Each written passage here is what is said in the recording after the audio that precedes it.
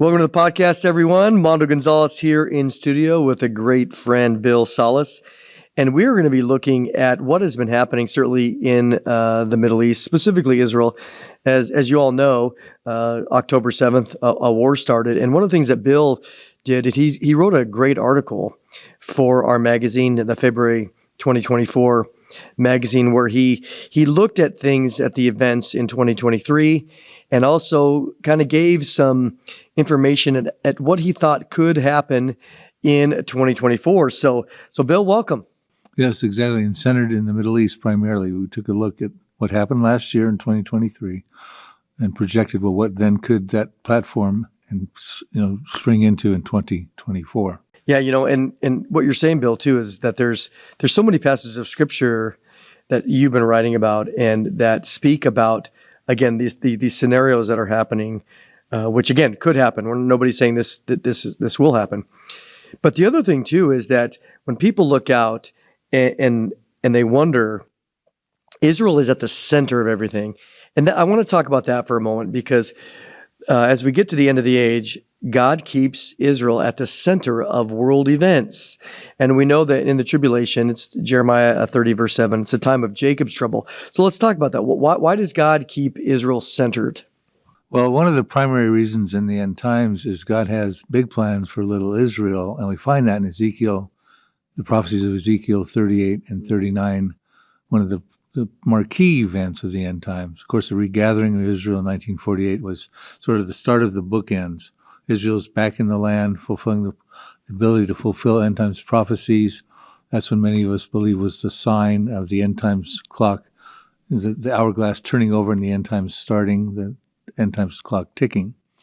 But what's going to happen ultimately in the Ezekiel 38 confrontation, where Russia brings forward this massive coalition with Turkey, Iran, and other countries from northern Africa and some of the breakaway Soviet Union republics, countries, to invade Israel for plunder and booty. Many of your viewers are going to be aware of that prophecy. But God's going to stop that supernaturally, not the American forces, not the Israeli Defense Forces. It's too formidable for Israel to stop. So God gets involved supernaturally. We find out with a massive earthquake.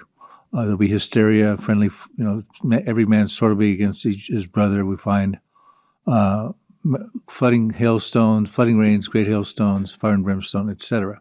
The world will be clear that was the God of the Bible that protected Israel against that massive invasion, because after that's all done, it says in Ezekiel 39:7, I will make my holy name known in the midst of my people Israel. They shall not profane it anymore, and the nation shall know that I'm the Lord. Now, that's not necessarily salvation knowledge. That's an awareness that the God of the Bible supernaturally protected Israel. And so he's going to put the world on official notice through that event, through Israel. My people Israel, he calls them, Ezekiel 39:7, the chosen people of the Abrahamic covenant, the unconditional Abrahamic covenant, and the Holy One in Israel, it says at the end of Ezekiel 39:7, in the promised land. So you have to have the chosen people, the Jews, in the land. They got back there in 1948. They're still coming back. And the land of Israel was reinstated as the nation of Israel at that time. So those things are in place, and God's going to put the world on notice. He's the covenant-keeping God of Abraham, Isaac, and Jacob, and the promise-keeping God of those who put their faith in Jesus Christ. And that's the primary event in the end times that he's going to do that. Yeah, it's amazing, Bill, as we think about what God is doing here at the end of the age. And the fascinating thing about it all is that God will not allow the world to do what they want. He's going to keep Israel centered. And the fact that Israel is involved in so much of what we see of the geopolitics, it reminds people always to look at this country as well as to know that this country is in the Bible. And so it forces, in my mind, a biblical conversation. People are going to say, well, why don't these people just go away? Well, they're in the Bible. The Bible promises the land. We look at Romans 9. These are the covenants. We worship the God of Israel. Jesus is the Jewish Messiah. The United Nations, as we know, condemns Israel more than anybody else. And so when we think about this, it sets the stage for the end of the age and Israel, again, being centered. But one of the things that you did in the article was you gave an update on 2023. So why don't we start there? So kind of give us an update on what you wrote about and that happened in 2023. Yeah, and I do want to do that. I do want to say one last thing about God working through Israel at this point in time, and why he's allowed the world leaders to run amok, and the world be such a bizarre mess that it is and chaotic at this point. He's a long-suffering God, as we know. I believe that the Ezekiel 38 prophecy, for multiple reasons, is a pre-tribulation event. I won't get into all the reasons, but one of them I believe is because God, as a loving God, wants to let the world know he's a loving God who keeps his promises and his covenants before the tribulation period. Because the Antichrist is going to come on the scene, and he's going to try to convince people to worship him. And God wants to give them the true alternative to worship God prior to that. He's going to let the world know he's the loving God of the Bible who keeps his promises. And that's why I think one of the reasons he's allowed it to get where it's at now, and he's going to force people to come back and realize, hey, listen, I'm here, I exist, I wrote the Bible, I protect Israel, etc. I'm the defender of that nation and the lover of all peoples. Exactly. I mean, that is perfectly said, because, for example, let's take the book of Romans, and when we see the tremendous promises that are found in the book of Romans, we look at Romans 1:16, where Paul says, I'm not ashamed of the gospel. It's the power of God unto salvation, from Old Testament to New Testament, all into verse 17.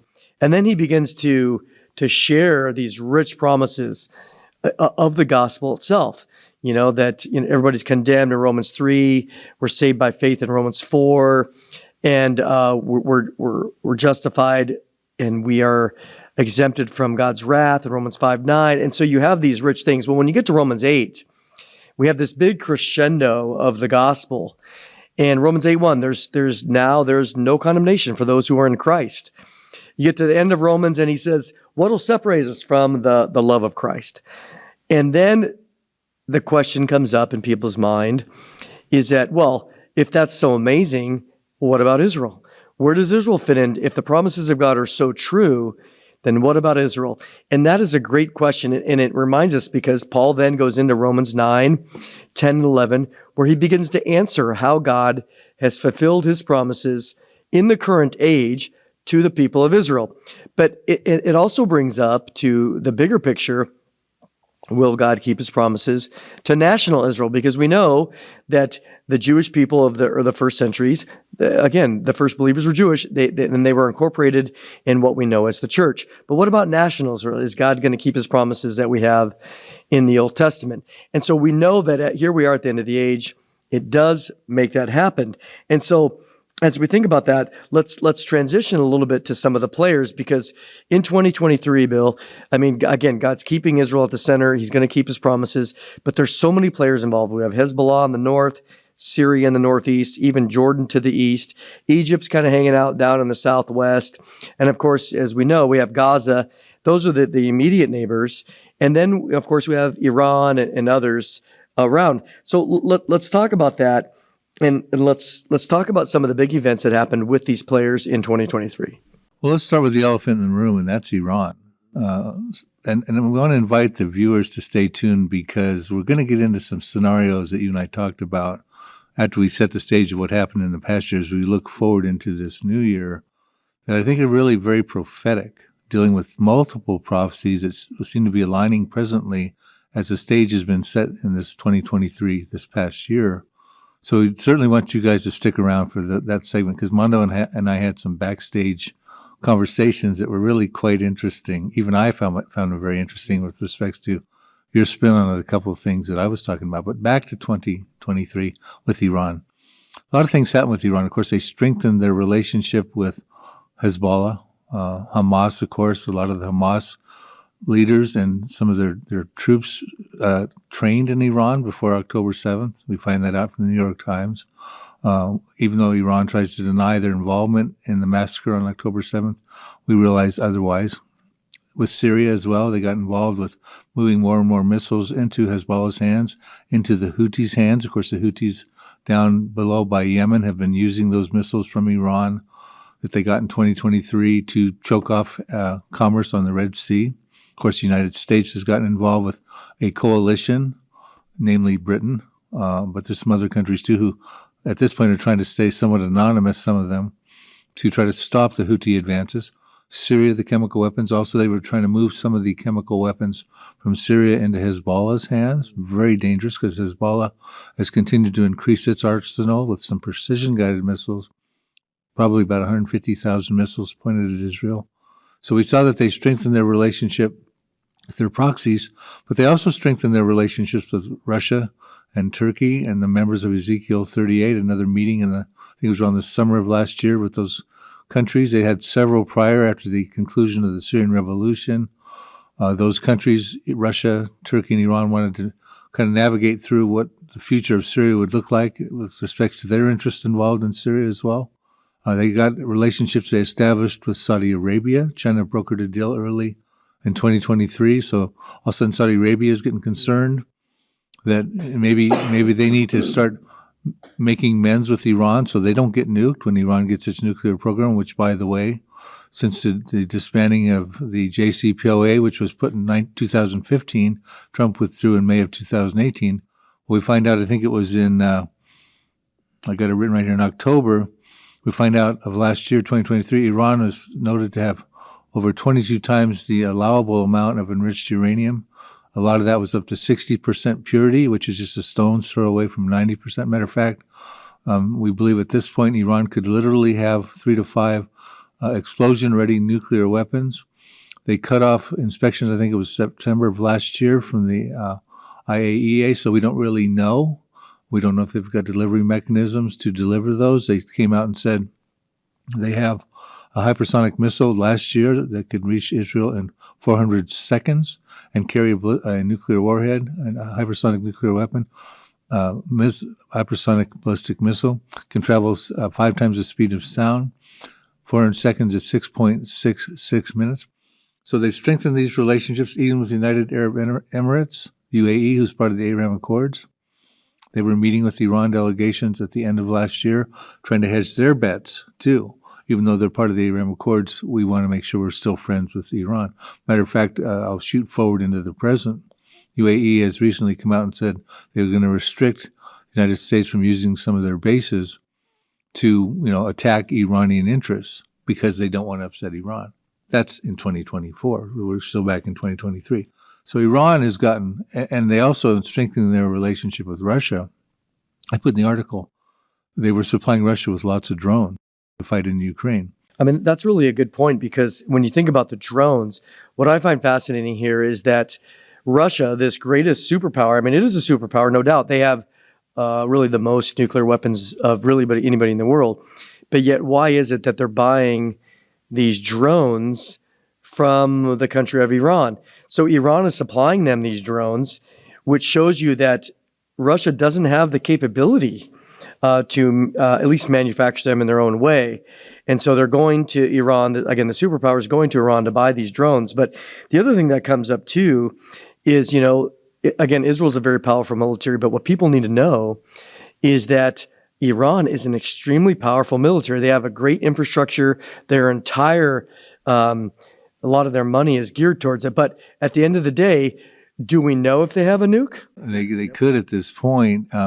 All indications are that they probably do. Do they have delivery mechanisms? We don't know that just yet. They probably also do. They also opened the Eagle 44 underground air base on the west coast of Iran, which is got, where they've got all their portable rocket launchers buried underground, underground missile silos, the hypersonic missiles. Of course, that's the closest area to Israel, where they could, and also defend themselves from Israel and anybody coming from the east, the west, going eastward toward them. Anyway, also this just came out. They've developed an unmanned surface missile, meaning they could launch it from the sea, and the Houthis have these now. Not to mention the unmanned aerial vehicles they have too, the UAVs that they can use. Yeah, we've been hearing about these unmanned vehicles and these unmanned surface vehicles, which is pretty amazing that the Houthis have these now. And that's one of the things that's causing trouble there with, our presence, because again, what we're trying to do is we're trying to preserve the shipping. And so now you have these unmanned vehicles that are hard to find. I just heard this week or last week that they were 4 seconds away from getting a bomb on there. And so to me, that the Biden administration, they seem to be just super, super weak on this. So I guess that's a question, Bill. Why is the Biden administration, why are they looking so weak on this? I don't think it's the Biden administration's primary objective to engage in a massive war, especially with Iran. I think, of course, they're continuing, as we see in 2024 here recently, the political track, trying to calm things down diplomatically. And they think the cure-all, of course, is a two-state solution.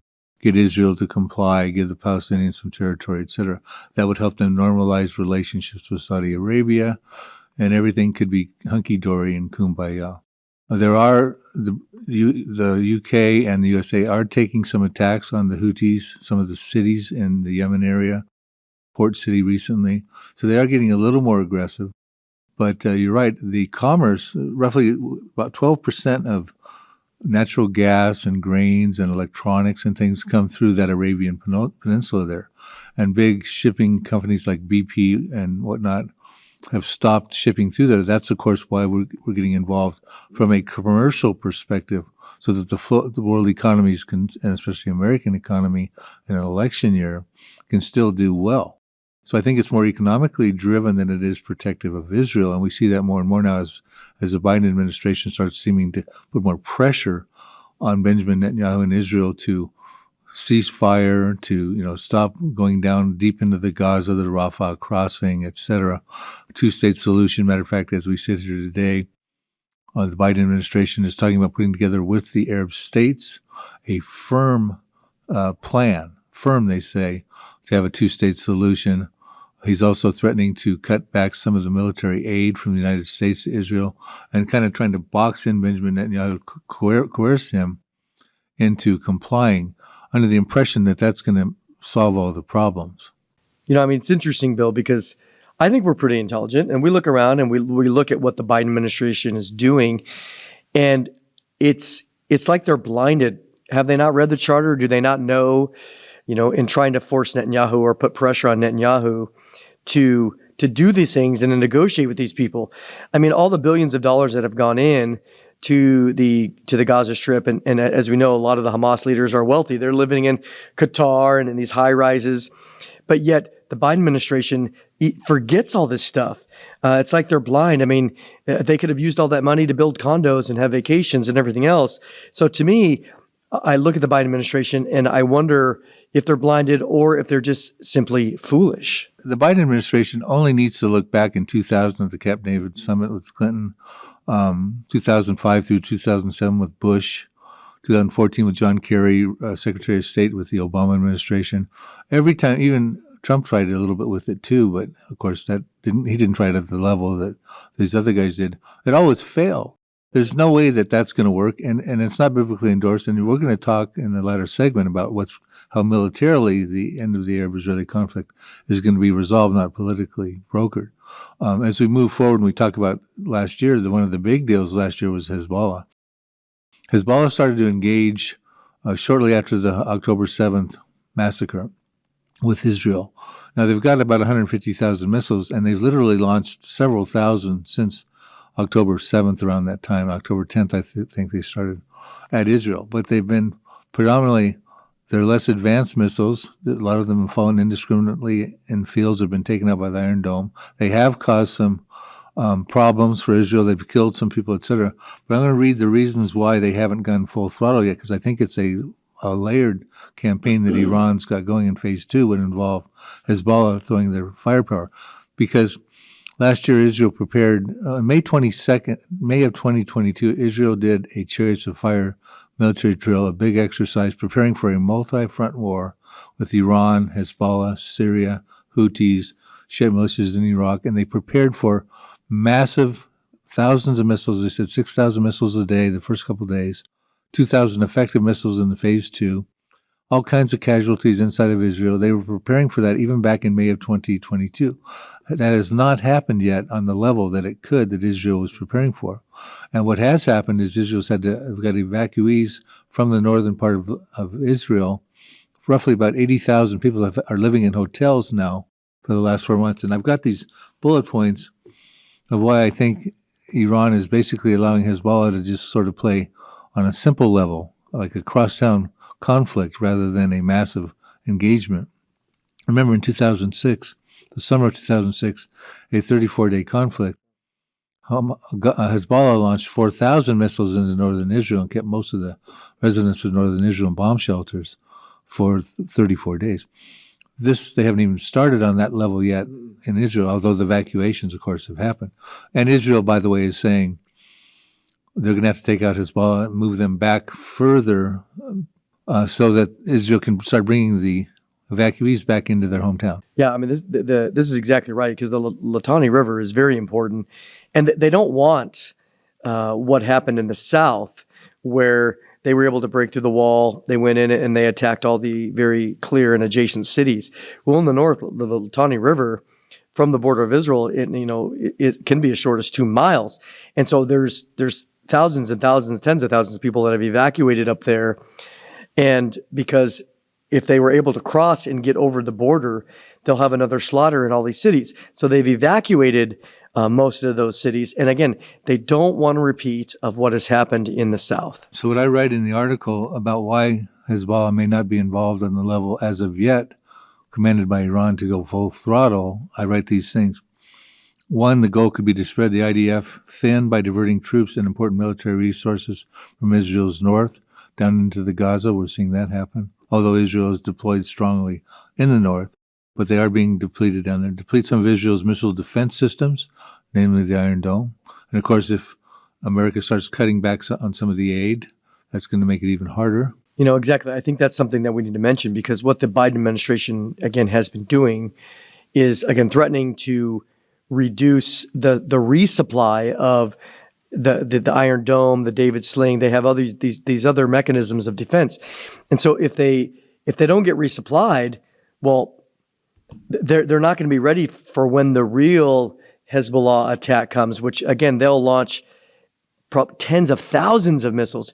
And when that real barrage happens, I mean, will Israel be able to keep up with the limited supplies that they have? Right. So that's another reason. I think the other thing, too, what it is doing is creating danger and chaos and hysteria among the civilians living in northern Israel, forcing these Israelis to evacuate their homes and towns.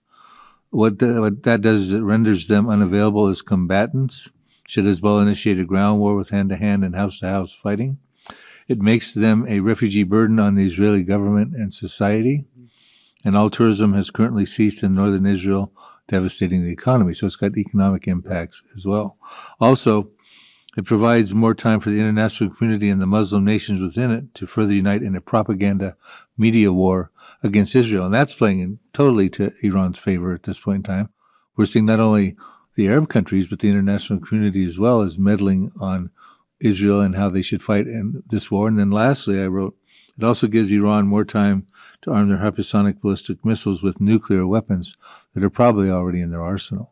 Totally agreed, Bill. And let's not move on too quick here, because one of the things that we see, again, since October 7th, is this propaganda war.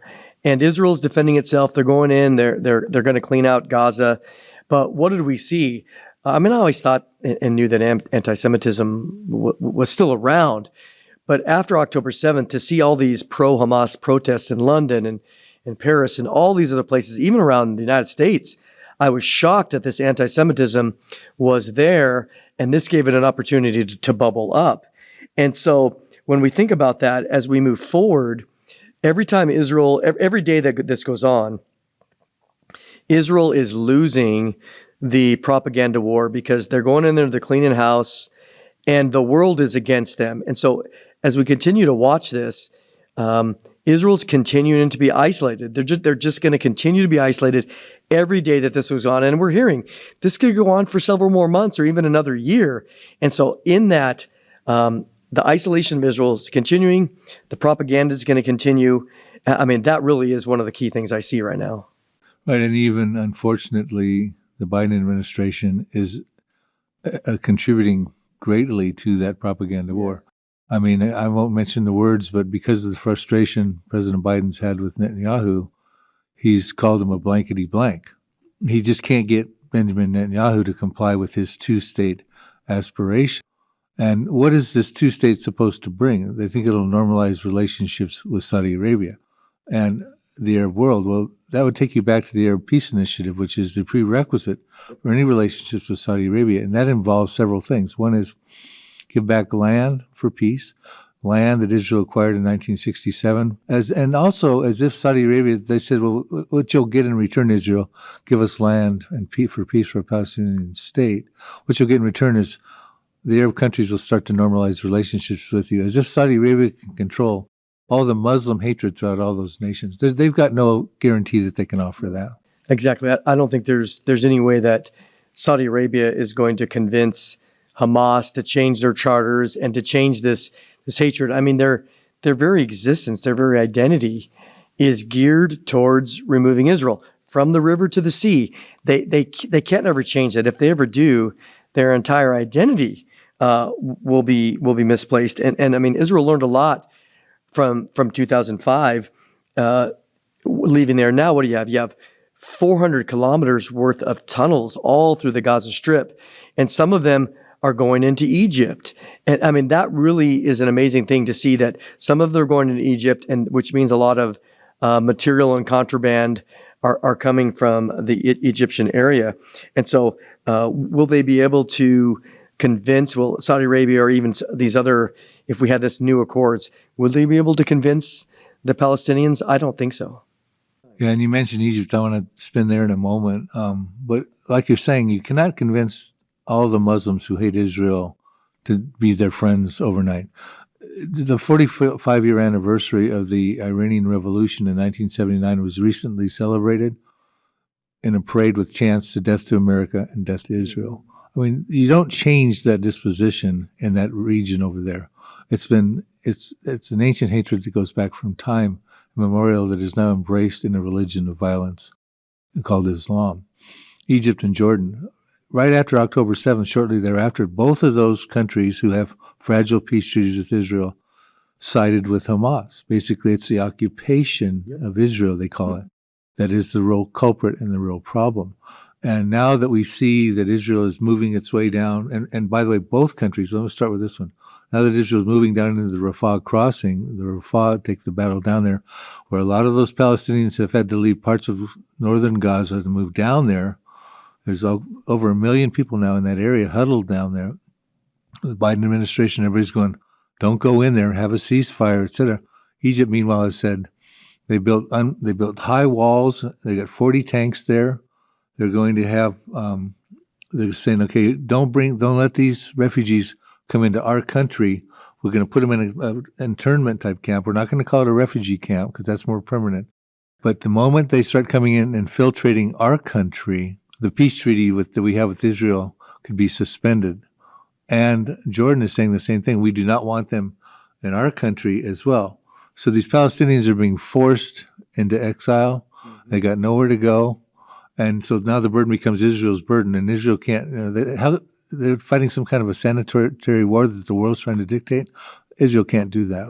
For the most part, Israel does not want to annex these places. I mean, this is well known. I mean, again, when I was studying modern Israel, I always ask, my professor, well, why doesn't Israel just take over? And he says they don't want to because they are built on a democracy, which means that if these other areas A, B, and C, for example, the West Bank, there's a lot of Muslims that live there. And if they go in there and annex, they have to give them citizenship, which means then they get a right to vote. And then they're going to vote, and it's going to change the nature of the Knesset, the parliament in Israel. And eventually, just by sheer numbers of birth, it will become a majority vote. The majority of the voters will become Islamic. And so they could just simply vote out a new constitution or whatever else. So Israel does not want to annex these places. And I mean, that really is one of the main challenges as we watch this is, will they maintain sovereignty? They have to maintain sovereignty. And we see that, again, even in the West Bank area, even though the Palestinian Authority has main authority there, Israel still reserves the right to go in there with the army and to, again, to bring control or to police these areas if necessary. Yeah, and so back to the relationship with America and Israel. Of course, many people are very supportive of Israel within this country, but back to the Biden administration in general. But one of the hits on initially when Benjamin Netanyahu became the prime minister at the end of 2022 was that he didn't get invited to the White House. I think it was around September he came over to America, still didn't meet in the White House to my knowledge. I think he met at the United Nations at the 78th meeting, or 78th, whatever they call it. So it was a slap there. And then, of course, after that, we have October. And now we got so initially America understood that they were wrong. The massacre was absolutely terrible. So we supported it. But all of a sudden now that whole tide is shifting toward trying to control the situation. And of course, in an election year, a big carrot on the Biden stick would be if I could put together a two-state solution. Yeah. And he's going full throttle in that direction. So I see very grave concerns for this country if we're going to continue pressuring Israel in that direction. So here we are, Bill. We've kind of given some background, the propaganda, some of this other stuff that's happened in 2023. And I know that we certainly can't get into all the details as it relates to 2024. And we're not saying it's in 2024.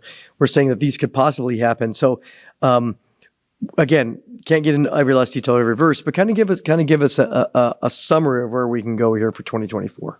Yeah, let's talk prophecies that are stage setting and could find fulfillment. Even some of them in 2024, like you said, we'll caveat and say we're not saying they will. Basically, the Pandora's box has been opened in the Middle East. The genie is out of the bottle. You're not going to be able to put it back, all the pieces back together. Humpty Dumpty has had a great fall. Yeah, I mean, they smell blood in the water right now, especially Iran, but blood's in the water. And I think the question is are they going to go, or are they going to just go full force? I mean, that really is what the question is. Exactly. And all the countries we've been talking about are the subjects of end times Bible prophecies and regional wars, etc. I know that France, for instance, as we speak, is trying to broker a truce between Lebanon and Israel to try to get 6 kilometers of space from the northern border. All that sort of stuff is probably going to fail because the bottom line is Israel has to deal with Iran's nuclear program. That's always been the elephant in the room there. The Hamas conflict is like a hornet's nest. The Hezbollah-Syria conflict, they get involved. We were talking about this like the den of wolves. But the elephant in the room that could stomp Israel out has always been Iran's nuclear program. Israel's got to deal with Hezbollah. So I think another phase is going to come at when Iran feels the time is right to unleash its den of wolves, the Hezbollah with its 150,000 missiles, Syria with its chemical weapons, and engage in a war with Israel that's going to probably lead, especially if we continue to choke Israel off with military aid and stuff from our country, to a prison rules fight. They're going to be dealing with an onslaught of weapons coming at them that they can't stop. Be a lot of casualties. They were preparing for this. We talked about chariots of fire. I think that could lead to the destruction of Damascus in Isaiah 17, which says in verse 1, the burden against Damascus, it will cease from being a city. It will be a ruinous heap. It will be reduced to rubble. Isaiah 17:9 says the desolation is caused in other major cities as well as Damascus by the children of Israel. And Isaiah 17:14 says, one night you see Damascus, or he, in the masculine pronoun, but in the morning he's no more. It sounds like a tactical nuclear weapon. Israel pulls it off the shelf and takes out Damascus. But the question is, does that then lead to the greater Arab-Israeli conflict that we find in Psalm 83 and Zechariah 12 and elsewhere? Or does that happen to precede Isaiah 17? My scenario is what happens at that point in time is that it says in Isaiah 17, 4-6, you got time to read that? Yeah, it's right here in Isaiah 17, verse 4. So let me read that. In that day, the glory of Jacob will be brought low, or will wane, and the fat of his flesh will grow lean. And it shall be as when the reaper gathers standing grain, and his arm harvests the ears, and as when one gleans the ears of grain in the valley of Rephaim. Gleanings will be left in it, as when an olive tree is beaten, 2 or 3 berries in the top of the highest bough, 4 or 5 on the branches of a fruit tree, declares the Lord God of Israel. Yeah, the glory of Jacob, Israel, will fade. His flesh will wax lean. He's going to get hit. Israel's going to take a hit with all that firepower coming at them in the scenario I'm putting forward. The idiom, the analogy that Isaiah uses, he's talking about things start out okay, like a normal harvest of grain and the wheat, which is earlier in the year. Then by the time you get to the grape season, there's just gleanings left, not a ripe harvest. By the time you get to the olive season that follows it toward the latter part of the year, in sequence, you have 2 or 3 olives in the uppermost, couple olives in the top, and 3 or 4 in the fruitful branches down more toward the middle. If you superimpose an olive tree on Israel, northern Israel and middle Israel. Now, an olive tree can have 500,000 olives on it. So the idiom Isaiah is pointing out is that Israel takes a severe hit. That's why Israel's glory fades, etc. I think when that happens, and the scenario I'm putting forward, that's when you have the other Arab countries involved in Psalm 83, for instance. There's countries that share common borders with Israel. Syria, Lebanon, Jordan, Egypt, Saudi Arabia, the Palestinians, Hamas, whatever's going to be left of them after this battle. They say to themselves, Israel's hurt. They just took out a major city, an Arab city, the longest and oldest continuously inhabited city in recorded history, in Damascus. Are they going to come after Beirut in Lebanon? Are they going to come after Amman, Jordan, in capital of Jordan, Cairo in Egypt, Mecca in Saudi Arabia? Israel's hurt. We need to come together, band together, and take Israel while they're hurt and try to defeat them before they take out our cities and pull out another nuclear weapon. And I think that's when you could have Psalm 83 leading to the Zechariah 12, verse 2, where they try to lay siege on Judah and Jerusalem. Matter of fact, you might want to read that. That's my scenario. We'll try to get through that, and then you can tell me what you think about that. Okay, yeah. I mean, for the sake of context, I'll jump in at chapter 12, Zechariah chapter 12, verse 1 through 3. The oracle of the word of the Lord concerning Israel. Thus declares the Lord, who stretched out the heavens and founded the earth and formed the spirit of man within him. Behold, I'm about to make Jerusalem a cup of staggering to all the surrounding peoples. The siege of Jerusalem will also be against Judah. On that day, I will make Jerusalem a heavy stone for all the peoples. All who lift it will surely hurt themselves, and all the nations of the earth will gather against it. Yeah, and so basically, the Lord who creates heaven and earth and forms the spirit of man within him, basically, if he can do that, he can certainly make Jerusalem a cup of trembling. And so he's going to make Jerusalem a cup of trembling to the surrounding peoples. And in every translation, it's clearly talking about the neighborhood, the evil neighbors of surrounding peoples. They're going to try to lay siege on Judah and Jerusalem, and perhaps they feel they can do that in this final effort as a confederacy because they see Israel's flesh, its glory has faded. They've been hurt. They come after it. Go ahead and read in Zechariah 12, Zechariah 12, verse 6. All right, Zechariah 12, verse 6 says, On that day I will make the clans of Judah like a blazing pot in the midst of wood, like a flaming torch among the sheaves, and they shall devour to the right and to the left all of the surrounding peoples, while Jerusalem shall again be inhabited in its place in Jerusalem. Right, so what we're being told there is that the Israeli Defense Forces, the governors of Judah, read that as Israeli Defense Forces, are going to be empowered by the Lord to defeat the surrounding peoples and win that war. All the peoples on the right hand and the left hand will be devoured, and it will conclude, I believe Psalm 83 will conclude the Arab-Israeli conflict for sure. And the Israeli Defense Forces are involved to do that militarily, not politically brokered peace deals. And I believe that would be the end game there. Now, ultimately, whether or not, this is the thing we were talking about before this program, whether Isaiah 17 precedes Zechariah 12, or whether that sort of works in tandem, all these sort of things sort of stage set. You had a good point on that. You kind of thought perhaps, because it talks about a roaring of many nations coming in Isaiah 17, verses 12 and 13, that they're going to come against Israel, it sounds like, and the Lord's going to rebuke them. Maybe that is the countries around Israel trying to lay siege on it there beforehand, and then all of a sudden Syria gets involved and Iran's proxies at that point. You know, I mean, it's in reality, you know, we're all taking a humble approach here because we don't know exactly the sequence. And what seems to be happening here in my mind is we're going from Zechariah 12, where we have a siege, and then before we get to verse 6, we see some things that are these other passages of Scripture coming together. So, you know, part of what Zechariah 12 to me is a siege probably coincides with Psalm 83, where you have these nations coming together. And so when you see the siege coming, we're going to see Israel get attacked. They're going to go low. They're going to be put on the ropes, so to speak. And this is where I see I don't see Isaiah 17 early. I see it here because as Psalm 83 happens and the siege is happening against Judah, it's as we know, it's different than Isaiah 4, or Zechariah 14 because it's not a successful siege, as Zechariah 14 says, which is Armageddon.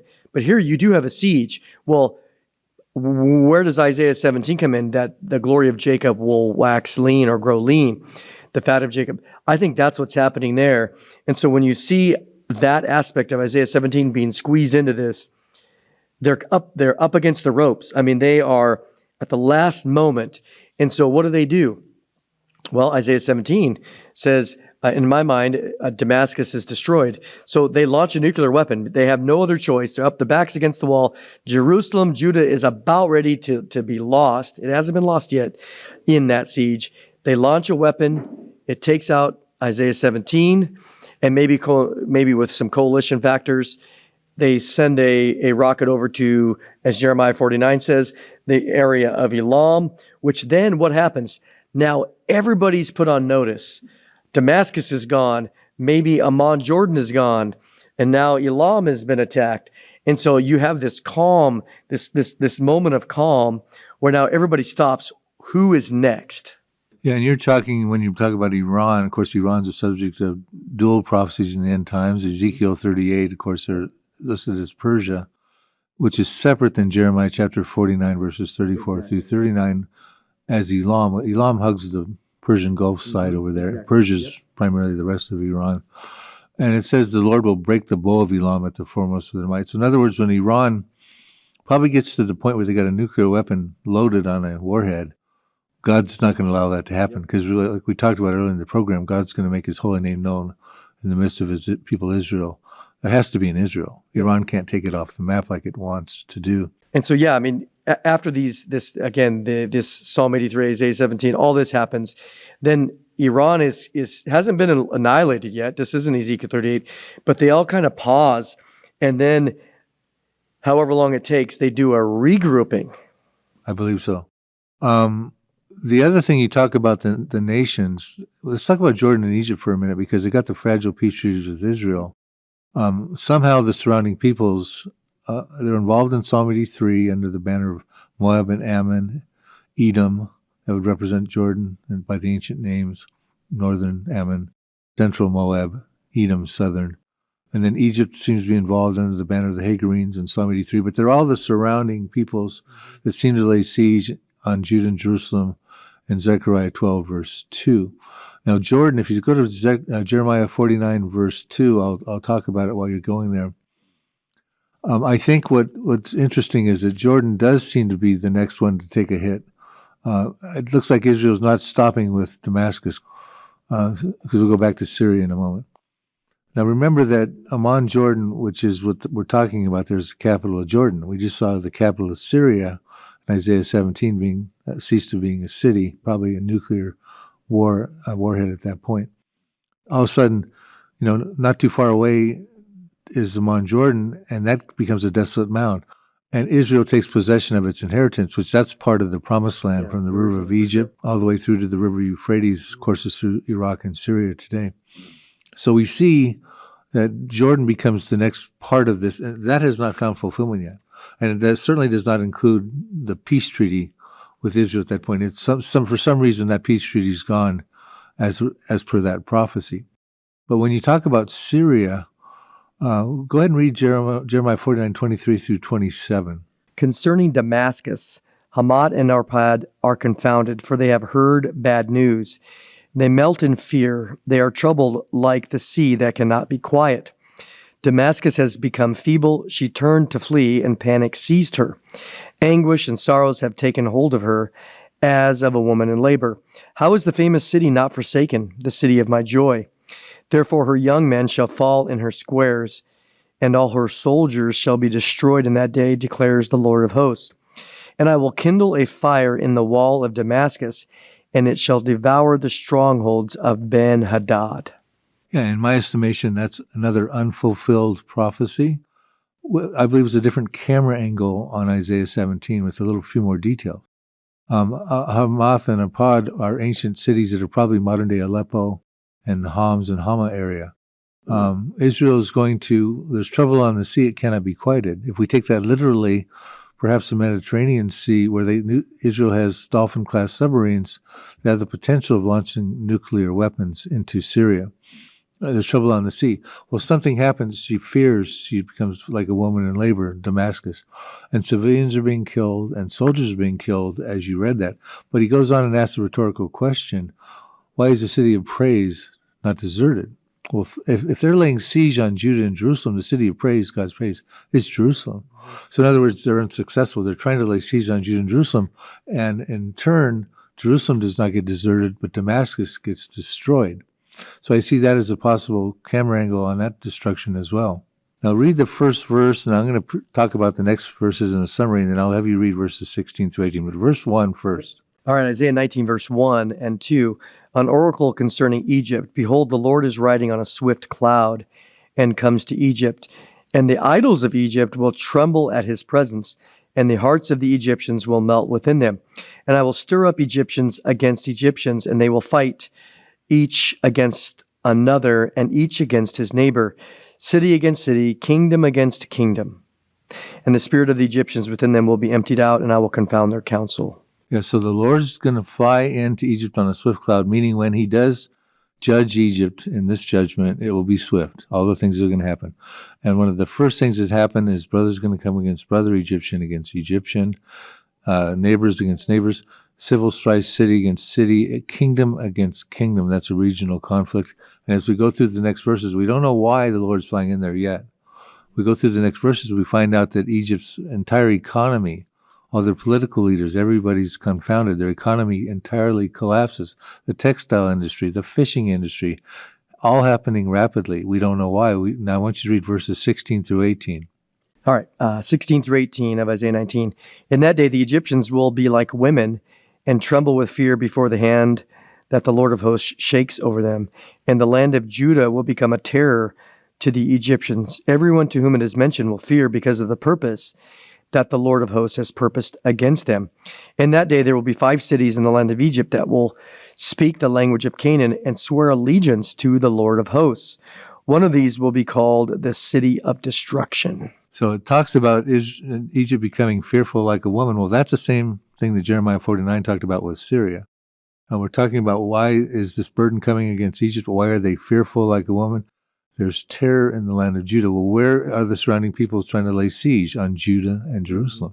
All of a sudden, we're seeing the Israeli defense forces are devouring the people on the left hand and the right hand, Zechariah 12:6.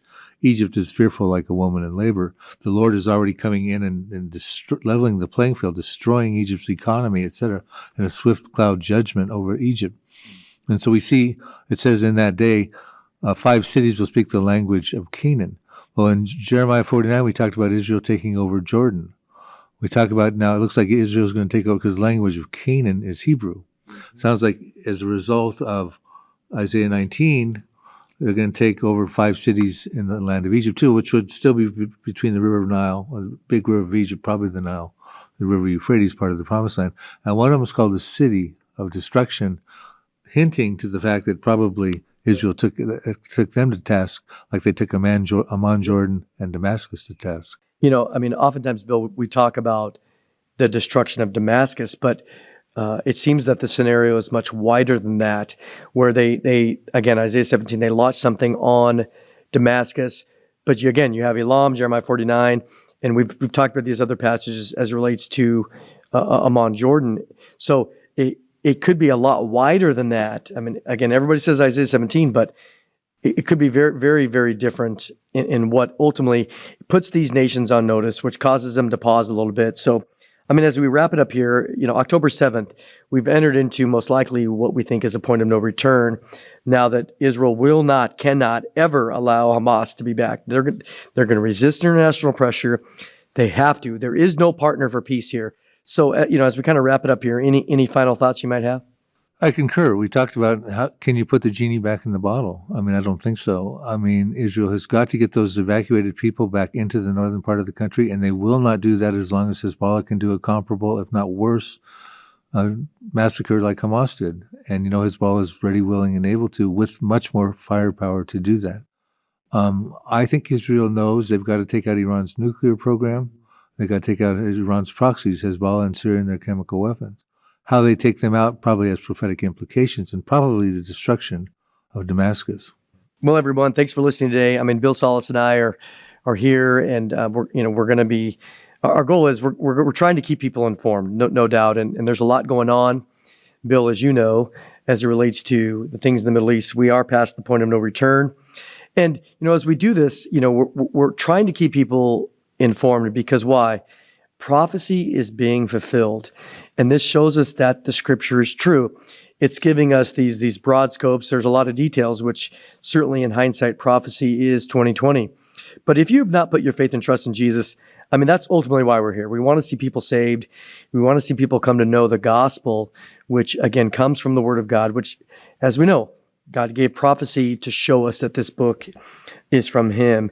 And so as we think about all the things that are happening this year, 2024 is going to be an amazing year. We got globalism.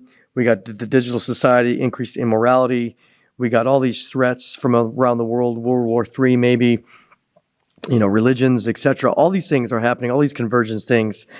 But we're not going back to Mayberry. We're not going back to even what we would understand as maybe 10 years ago as being normal. The new normal is going to continually be increasing chaos. And so again, prophecydepot.com. Thanks, Phil, for being here. Thank you for listening, everybody. Go to his site because he's got some, especially as it relates to Middle East, he has a lot of prophecy headlines there.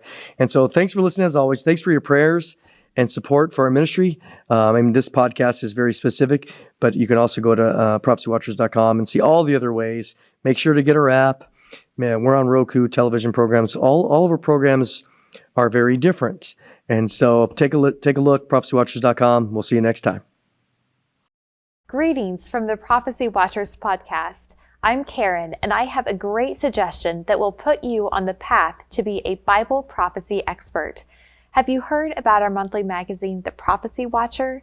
For a limited time, you can become a subscriber to either the print or the digital version of the magazine and receive 10 cutting-edge bonus DVDs. Just visit our website at prophecywatchers.com or click on the link in the description to see what God has planned for your future, straight from the pages of the Bible.